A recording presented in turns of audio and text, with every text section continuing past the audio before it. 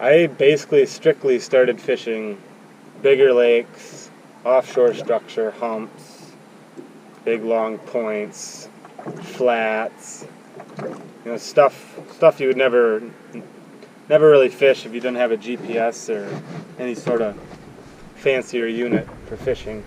Basically what I'm going to go through today, I kind of want to help some of you guys if you're not sure what you're looking at on your Humminbird, and if you're going to a new lake, how you should break it down.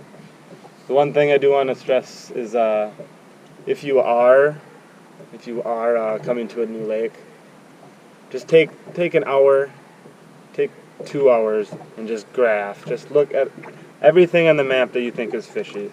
Mark it on your unit before you come to the lake, and just take an amount of time to go and look at it. I can't stress that enough.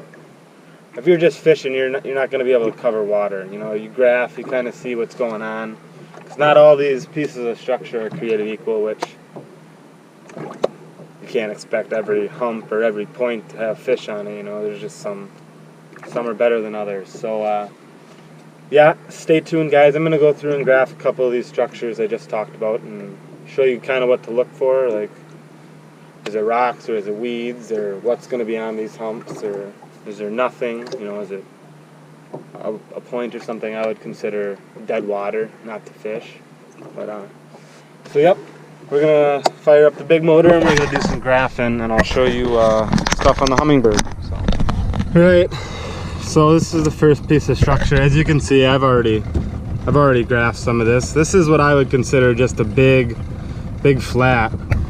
I don't know how well you can see in the water, but there's cabbage, so there's grass here. And I'm just gonna go to my side scan here, and I have my settings. I have my settings at chart speed is 5, so when you're at 5 or whatever mile per hour you're going, that's kind of where you want your chart speed. I like color palette too, and I like to keep it about 85 feet for distance from the boat. Just a little clearer picture. The farther you get out, the less, or the more pixelated it is. All right, so now I'm gonna run up to the tip of this. I'm gonna pump her up. As you can see, I'm graphing this. This stuff right here, this is all rock. That if you're looking for rock, so there's some rock on this flat, and then eventually it's going to go to weeds somewhere in here. So a rock to weed transition, which you're looking at it right there. I don't know how good of a picture you guys got here, but that's going to be a high percentage spot. So it goes from rock to sand up into these weeds. It's a good high percentage spot. So keep graphing this hump. I'm actually going to swing around. Like I said, this hump has a lot of weeds on it. It's kind of what I want to show you, what weeds look like for this flat.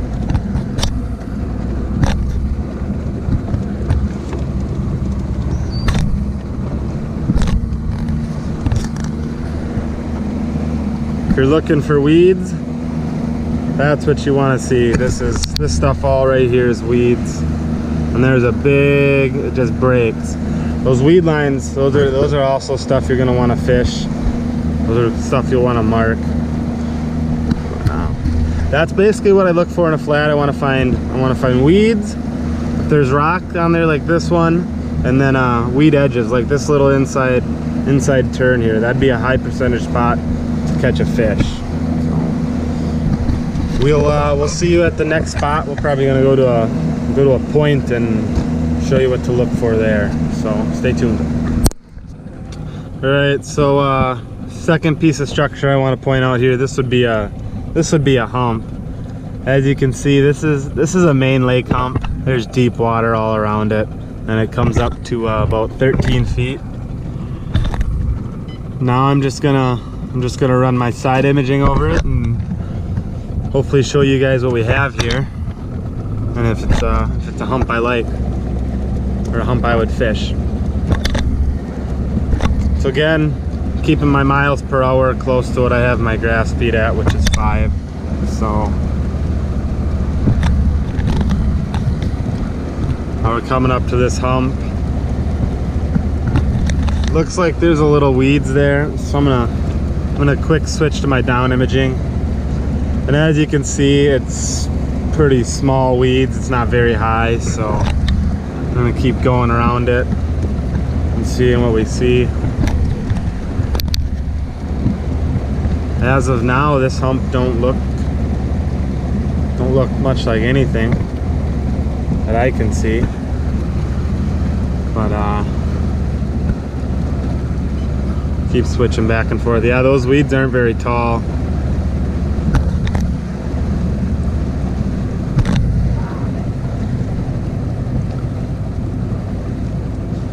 Now as we're coming to the end of this hump here, it's got a little point on it, so if there's gonna be something, this is where I would think it would be. I usually like to fish the points of humps. Sometimes you can get right on top of them and find them, but yeah, see, this hump doesn't have much. I'm not really seeing much, so this is kind of a hump I'd put last. Maybe I'd come check it, you know, a few casts, give it 10 minutes, but I'm not gonna spend much time here, so. All right, guys, so here's what a point looks like. Here's what a point looks like. Just sweeping way off from land. Throw my side imaging on it and see what we get here. So you can see right here, there's a couple patches of gravel. Nothing crazy yet. Here we're getting something. This is something you might want to check out.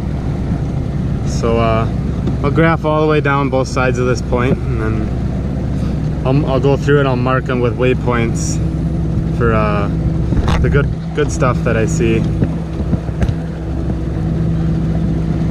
There's scattered rock. No real big rock on this point, but it's got some. So I'd probably check this one out on these points. These deeper points, like you can see, this one drops down to 27.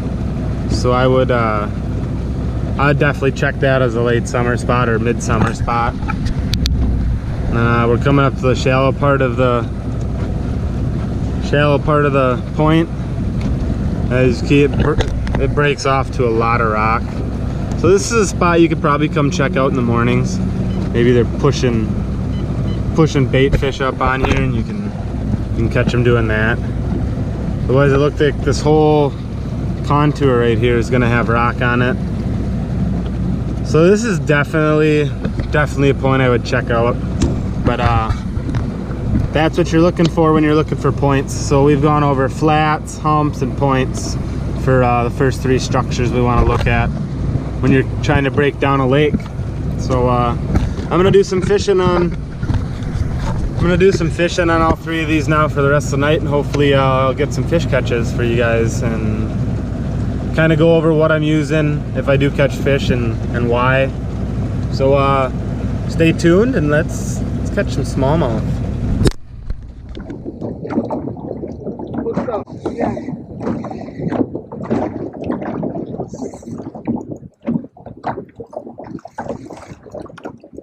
Let's see if I can get this one in the bowl.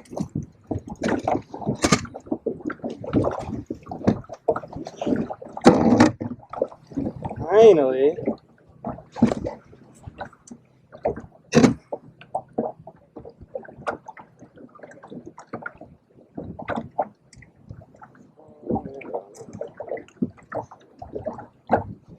That's the species we're after, you know, after I dropped like 3 of them. But yeah, I'm gonna let this girl go. Here she goes. Finally. Hooked up again.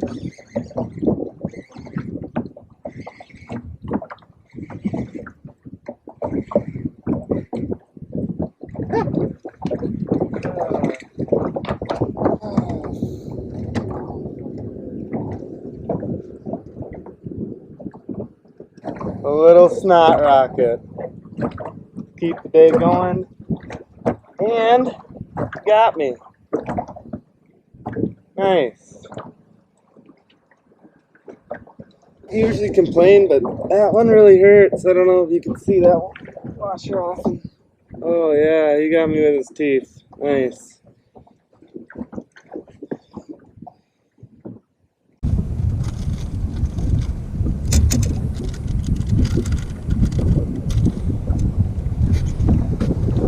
So caught one earlier today, and I seen it was spitting up a little perch. So I grabbed these Roboworm FF Sculpins here. If that don't look like a baby perch, I don't know what is. So that's kind of what they say when they say match the hatch. So all I do, like I said, I got a drop shot. I got a hook with a 1/0 Gamakatsu, and then all I do is I just nose hook these like this. So you take it, slide that about 1/4 inch back, and then just so the hook tip is just inside of the plastic, so that fish bites it and they don't feel that point, so they'll hold on longer, and then you can reel down to them and then just lean into them, because when you're drop shot fishing, you're not gonna you don't rip on them, you don't really set the hook on them, just kind of lean back into them and skin hooks them right on the top of the mouth. So that's where a really good drag and a good reel comes in. I use this Shimano Stratic CI4 2500. It's kind of one of the highest end reels you can get out there, but it's it's buttery smooth. So let's try to catch some.